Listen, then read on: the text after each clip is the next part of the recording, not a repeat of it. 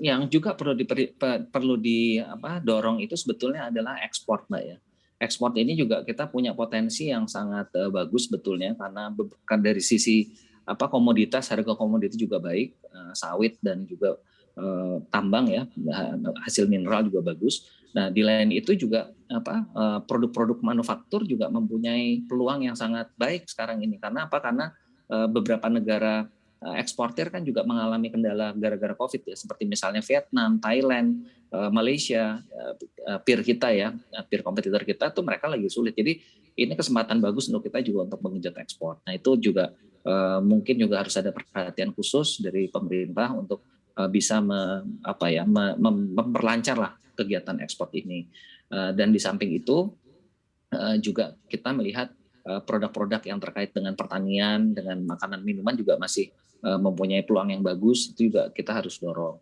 Nah, seperti itu, Mbak. Dan tentunya hal-hal yang terkait dengan industri kesehatan yang saat ini juga karena diuntungkan oleh kondisi ini juga bisa didorong juga untuk konsisten untuk bisa tetap berkembang.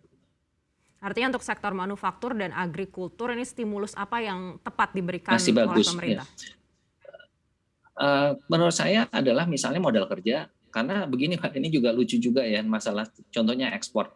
Ekspor itu cukup baik, tapi justru selama pandemi mereka ini yang punya potensi untuk memperbesar kapasitas malah dikurangin modal kerjanya.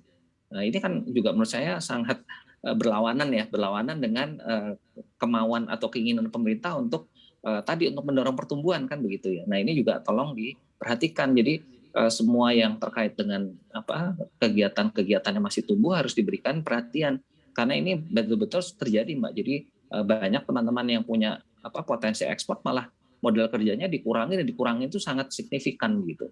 Nah ini yang menurut saya ya kurang tepat lah karena perbankan masih berpikirnya selalu adalah pertimbangan risiko itu yang nomor satu begitu. Tapi mereka lupa bahwa mereka juga harus menjaga kesempatan opportunity untuk turut berperan serta mendorong pertumbuhan ekonomi kita begitu.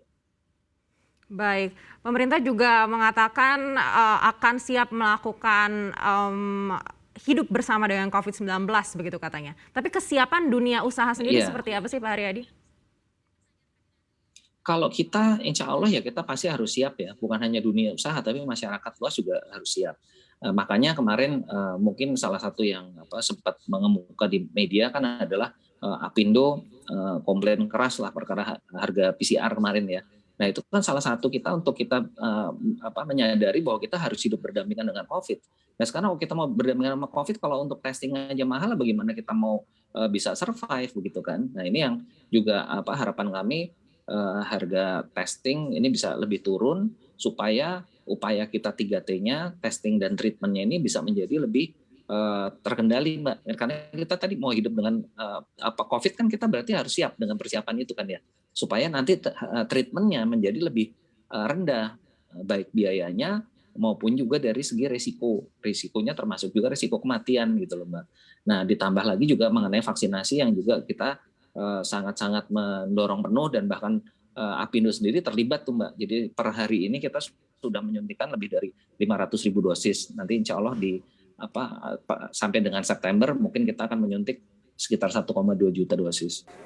Untuk informasi dan berita terkait, klik link di deskripsi dan jangan lupa install aplikasi CNBC Indonesia yang ada di App Store dan juga Play Store. Dan pastinya jangan lupa subscribe ya.